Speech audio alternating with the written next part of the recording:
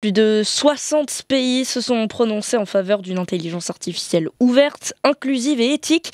Mais les États-Unis et le Royaume-Uni ont refusé de signer ce texte. Plus de précisions avec notre correspondante Camille Mathieu. L'opposition entre deux mondes, deux visions du futur. D'un côté, ces 60 pays, dont la France, l'Inde, la Chine, qui veulent une gouvernance de l'IA à travers un dialogue mondial qui cherche à éviter une concentration du marché pour que la technologie demeure la plus accessible possible. De l'autre, les États-Unis et le discours de J.D. Vance, le vice-président américain, qui a fait le déplacement à Paris et qui a dénoncé une régulation excessive.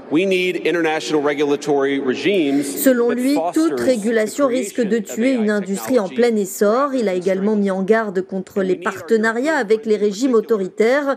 Il fait référence là à la Chine, dont la pépite DeepSeek est basée sur de l'open source, c'est-à-dire une IA qui peut être utilisée, modifiée par n'importe qui, et ce, gratuitement. Un principe combattu par les géants de la tech américaine et par l'administration Trump.